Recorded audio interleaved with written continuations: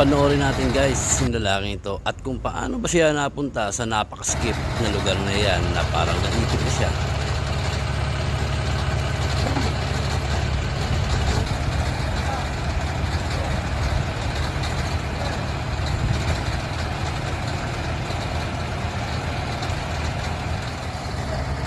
Sa simula ng video, makikita natin na tinutulungan niya ang isang forklift operator para sundutin ang napakabigat na reels na ito.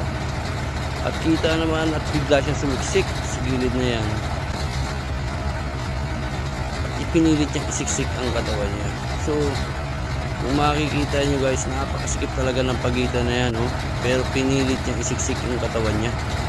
Grabe guys, hindi siya natakot dyan. Pag nagulungan siya ng reels niya, napakabigat niya. Nagpurog talaga ang katawan niya. Hindi siya makikilala ng nanay at tatay niya pagkatapos niyang babagsakan niya.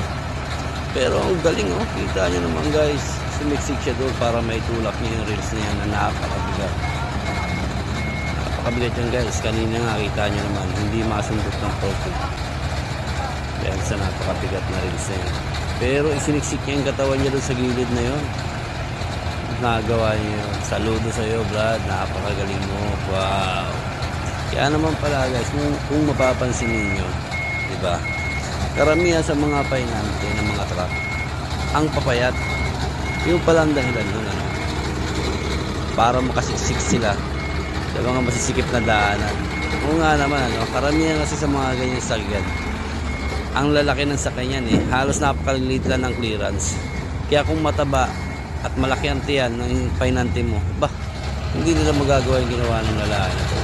Napakagaling. Salute sa'yo Brad, ang galing mo. Shout out sa'yo. Saludo. Kita nyo naman, binesik nyo lang yung trabaho niya.